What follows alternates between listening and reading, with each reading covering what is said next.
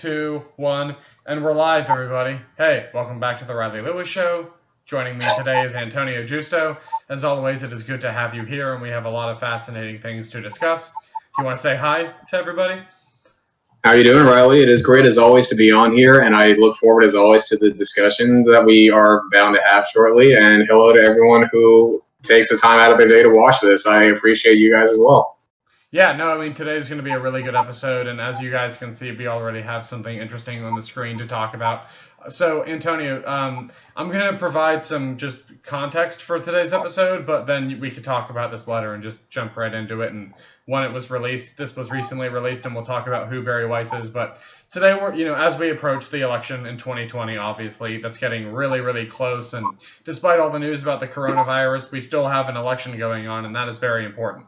Incredibly significant. We can't lose sight of that either. Right, and we cannot lose sight of that, and that's a very important thing, and there's a lot on the line. This is a high-stakes election, and I think that people can sense that, and I think that the media is doing an excellent job of amplifying pre-existing tensions that are galvanizing malicious actors that are literally in the streets, fighting, stealing, yelling, right? So we're reaching a communication breakdown. We're breaking down politically, culturally, and all the while we have record high unemployment, and or at least we did, and we're also preparing for an election. So we're going to talk about the differences between 2016 going into that election, the difference between that and 2020, and then talk about some of the things that President Trump ran on and how those things are holding up and what he's running on now, and we'll talk about Joe Biden, and we'll also talk about journalism and some of the political rhetoric and narratives overall, and then we'll bring it to this. We'll start it, by the way, with this Bari Weiss letter, but do you want to add anything before we just get going? Sure. 2016 and 2020, I see both a lot of similarities and a lot of differences with that as well. But first, I look forward most to this Bari Weiss letter. I saw it recently, and I thought it was just so spot on to what's happening in journalism right now. It is spot on. So let's just see if I can. Let's just get started with it then. You ready? Yep. Whenever you are. So let's see. Let's see if I can. Let's see. Okay, I'm gonna scroll out just a little. Okay, and then let's see if we can see that first. Okay, that first bit. Okay, so that first bit. There we go. Let's change the focus so all the viewers can see. So do you want to read this? Do you want me to read this? And then here, I guess I'll read this, and then we'll just talk about it a little bit. But she's writing. Okay. Bari Weiss, by the way. So Bari Weiss was a journalist that was hired by the New York Times just after the election of 2016, in early 2017. They did this because, allegedly, according to the words of Dean Baquet and others at the New York Times, they clearly misunderstood what was going on before the 2016 election, and they definitely got the prediction about the outcome incorrect. And they wanted to understand more about what was going on in the American voter's mind, and so they hired Bari Weiss. Less than a full 3 years later, or actually it is about a full 3 years later, she is resigning from the New York Times over a lot of things. I mean, personal mistreatment, actual threats, actual bigotry and anti-Semitism, and of course their journalistic practices and the abandonment of their principles, if there were any true principles at the Times. So that said, let's start with the first section here. She starts, "Dear AG, it is with sadness that I write to tell you that I am resigning from the New York Times. I joined the paper with gratitude and optimism 3 years ago. I was hired with the goal of bringing in voices that would not otherwise appear in your pages. First-time writers, centrists, conservatives, and others who would not naturally think of the Times as their home. The reason for this effort was clear. The paper's failure to anticipate the outcome of the 2016 election meant that it didn't have a firm grasp of the country that it covers. Dean Baquet and others have admitted as much on various occasions. The priority, in opinion, was to help redress that critical shortcoming." So what do you think?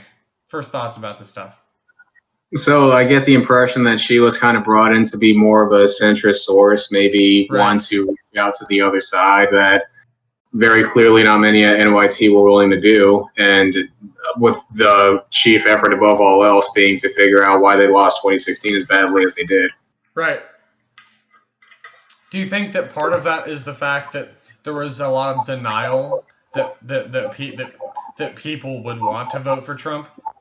Oh, absolutely. You know, one thing I noticed immediately right off the bat after election night was that, you know, leading up to it, they just dismissed us as every buzzword in the progressive dictionary that you could imagine. Right. And when that didn't work, they just proceeded to call us all that even more. And I thought, you know, common sense has been, you know, it's been kind of forgotten in today's day and age.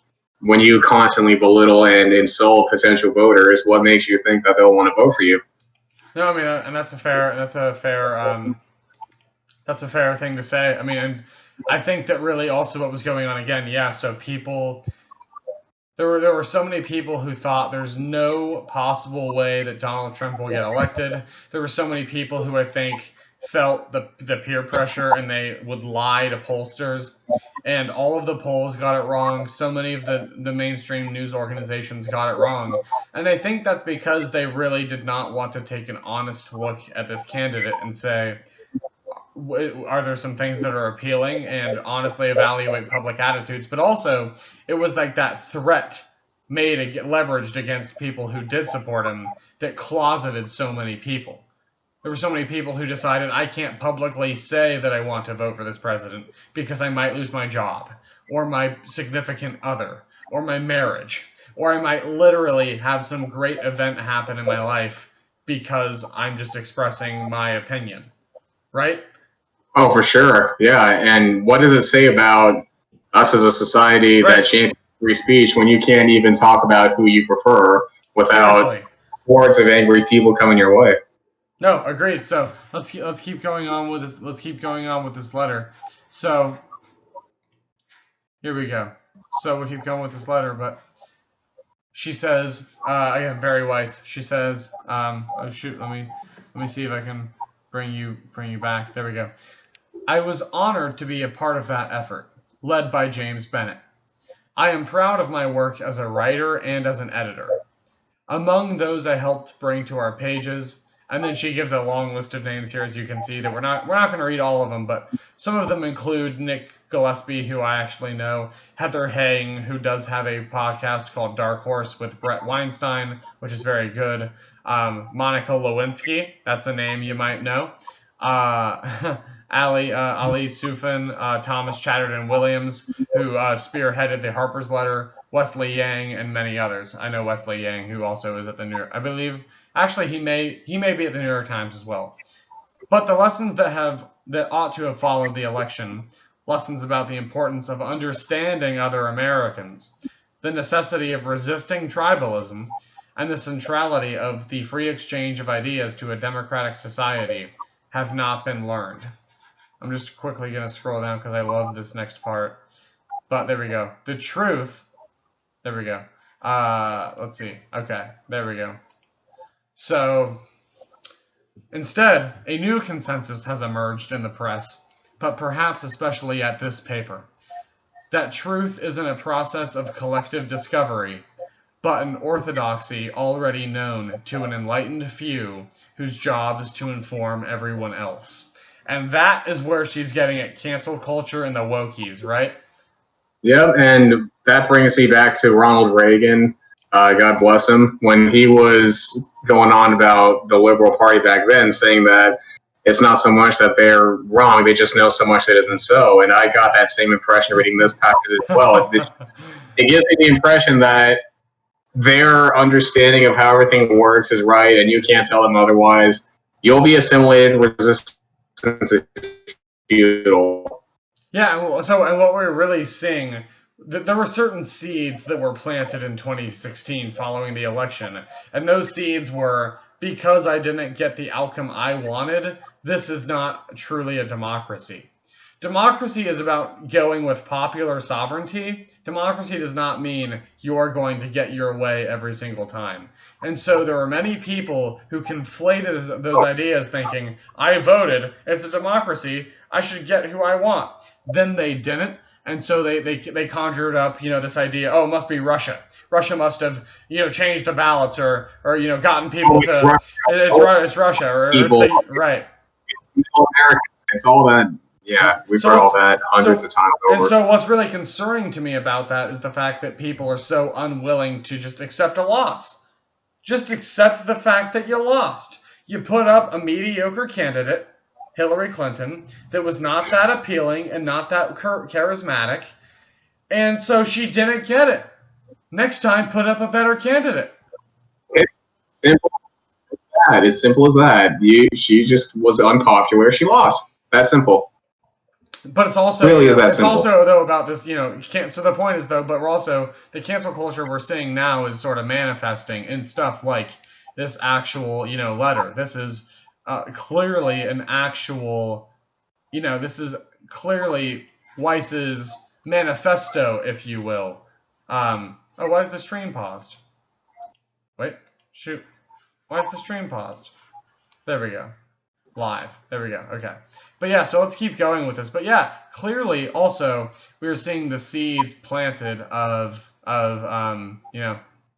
really what is the modern or the contemporary cancel culture movement / radical leftism, where there's an infinitely narrow set of ideas that are approved. And you start hearing, increasing terms thrown in there where I'm no longer, a feminist or a radical feminist. I'm a trans exclusionary radical feminist. Like, we keep adding all of these labels, and I think that that's the sort of political mindset and political correctness and policing mindset that you were saying people really responded to in 2016, meaning the people that were voting for Trump were really fed up with this incessant, insatiable desire to categorize and divide people along arbitrary lines, right? Yeah, precisely. Hillary was the manifestation of all that, and they saw this as a chance for it to now be legislated into American law, and this would be their reality.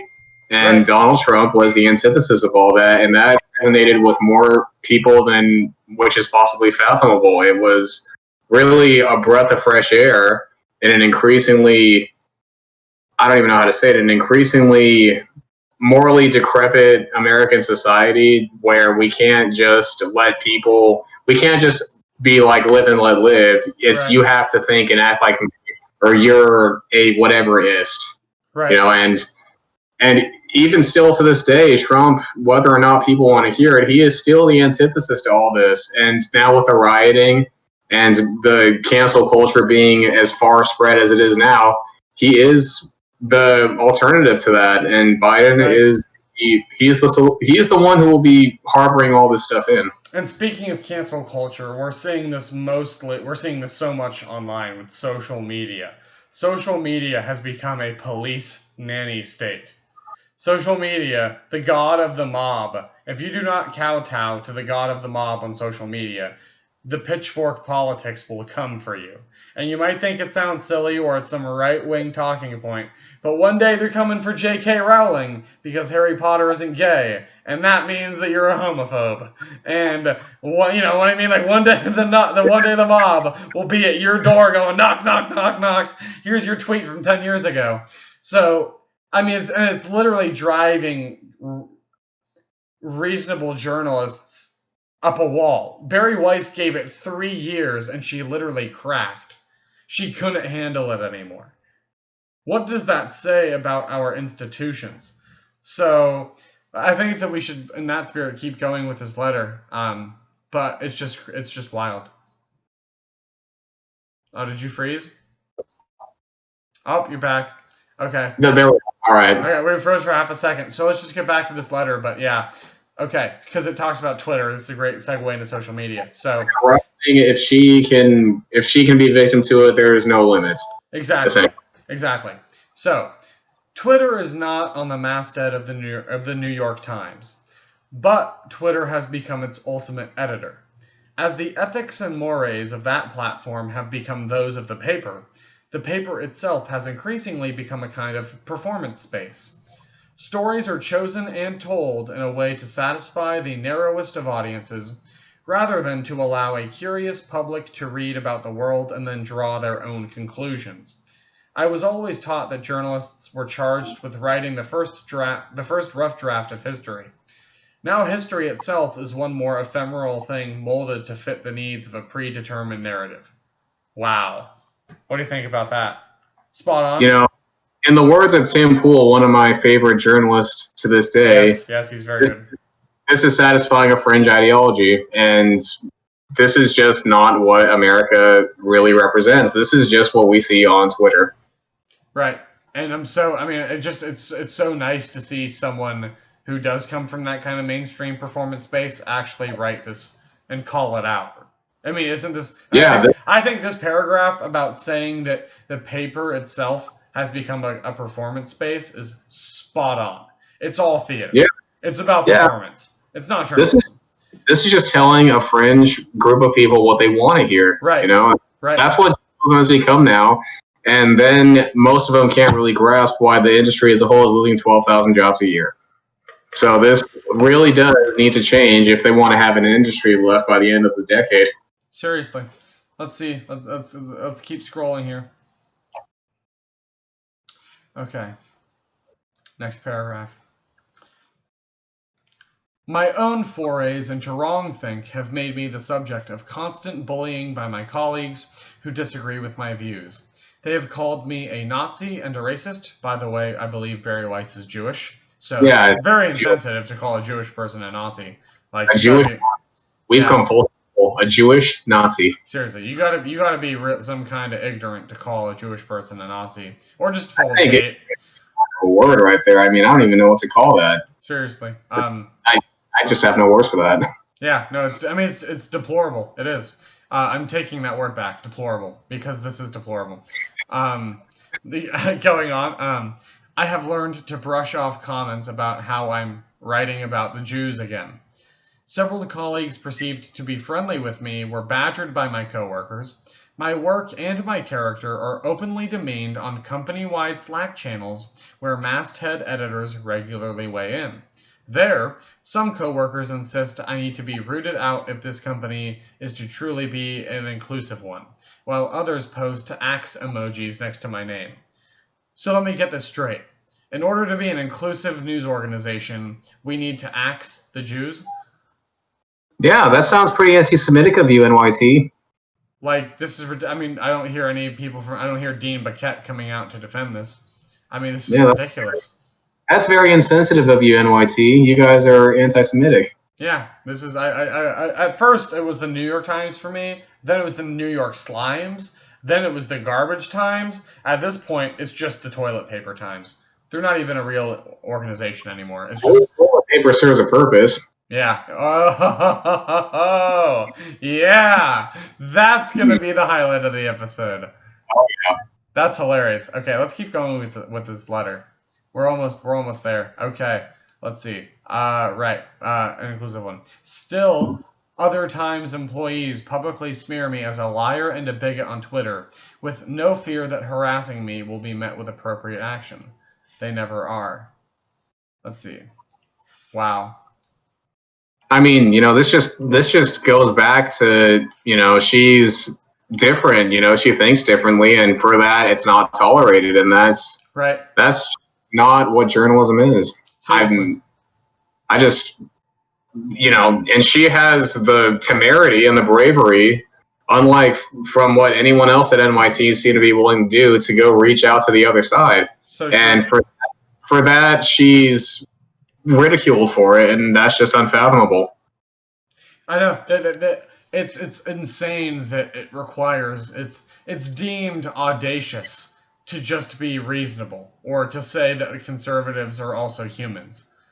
That kind of statement at the New York Times it puts your job on the line, and that's insane that it's considered audacious to just say something like all lives matter. That shouldn't be a bold statement. That should be obvious. That's ridiculous. So that's the kind of stuff in regular America that goes without saying. Yeah.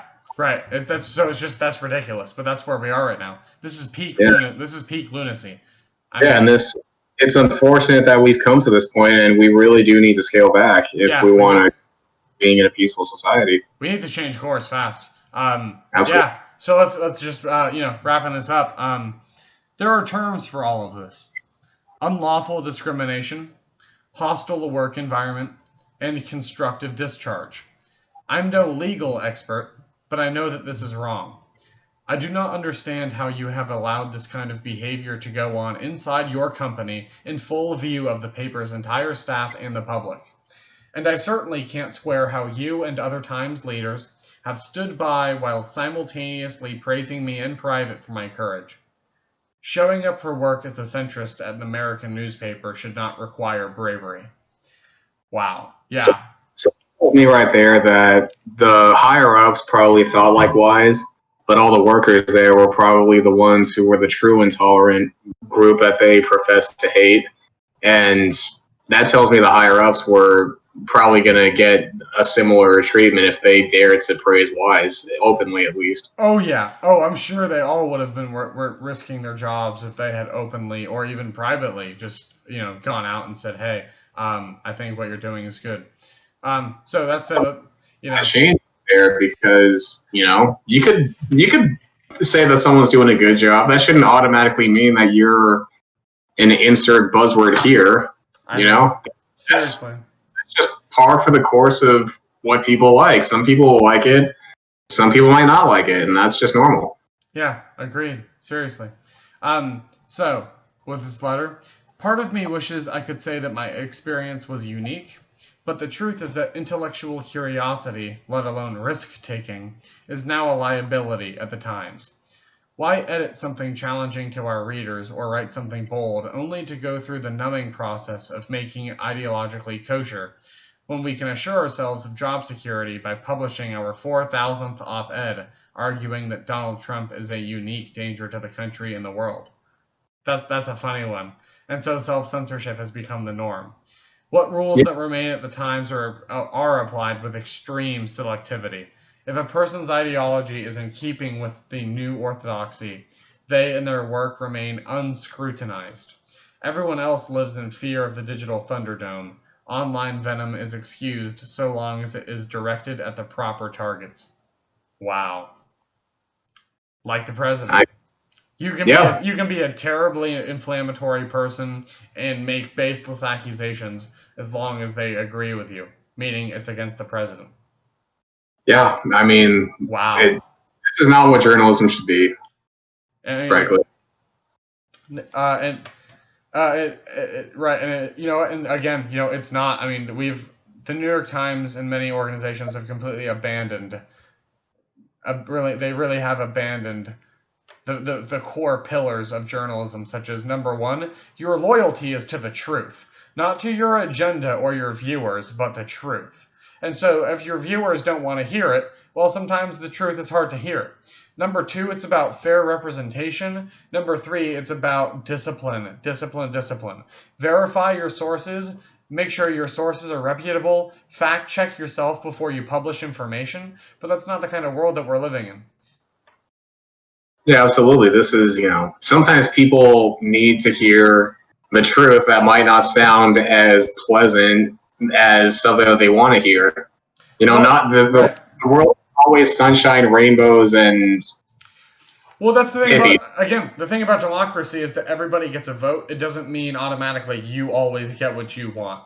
And so that's what people need to realize, is that democracy is about doing things by the people, but it doesn't mean you're always going to get what you want.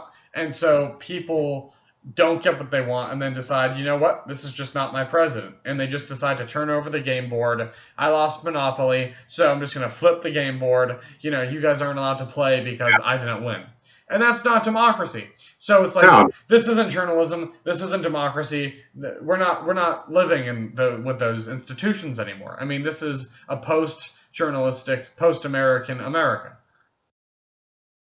Yeah, I mean, I'm sure back when Bari won back in 2008 and again in 2012, I'm sure many conservatives were upset about it. Of course. But to my knowledge, I did not hear or see a single conservative riot about Bari winning or anything like that. No. Maybe a little rap there, but that's par for the course any state you go to. But nobody grand scale riot where we go around and flip over police cars and set police union buildings on fire or anything like that, kind of like what we're seeing now on you know what side. Seriously. And they accepted the results. We were upset, but we had work the next morning. We had to get on with our lives, and Yep. that's just how it goes sometimes. You win some and you lose some. Yep. Seriously. I didn't scroll down all the way far enough, but let's keep getting on with this letter because we're so close to wrapping it up. Okay. So, here we go.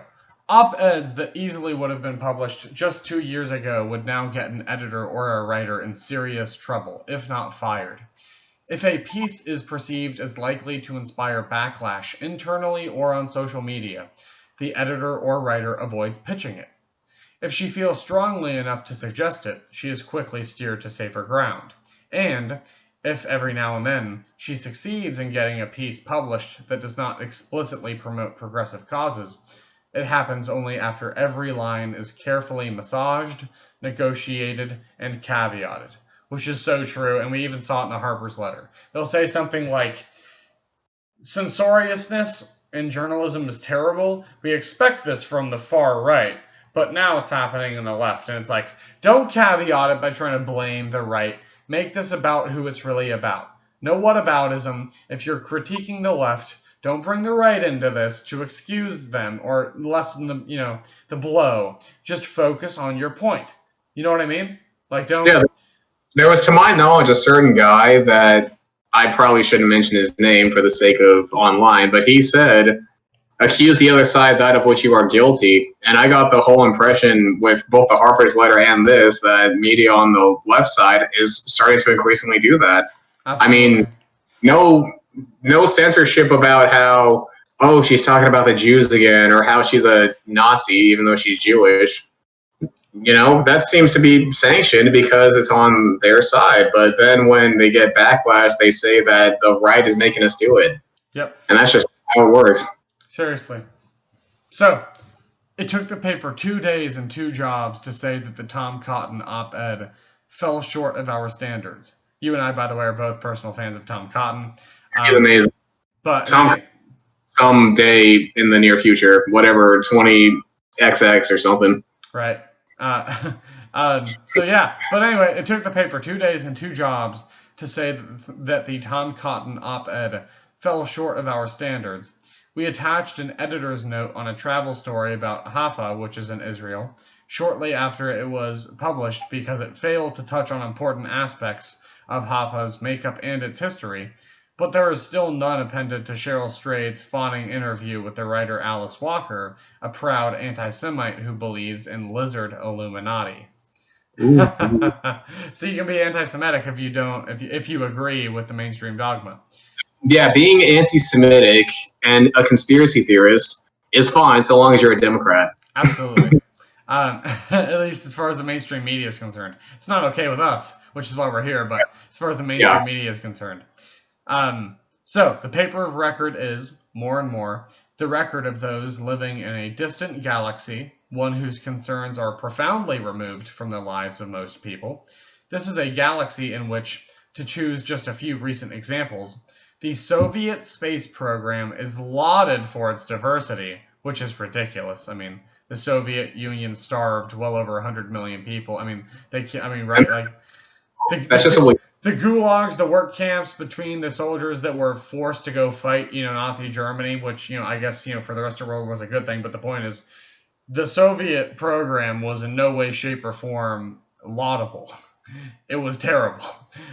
It was truly the evil empire in a lot of ways, and we can talk about that in another episode, and we should. In any case, the doxing of teenagers in the name of justice is condoned, and right, yeah, or some 14-year-old boy just smirking in the face of a bunch of middle-aged. I know. Just smirking in the face of a bunch of middle-aged losers who didn't like what he was wearing and decided to. Well, they walked up to him too. The kid was just standing there, and they walked up to him. They went to him, and then he had all his information put online, which, depending on what side of the leftist aisle you are, could very easily be a death sentence. Right. And then he thankfully did a successful lawsuit against CNN and Washington Post, and to my knowledge, got an undisclosed amount of settlement outside of court. So justice really did prevail, and not the media's idea of justice. Right. Exactly.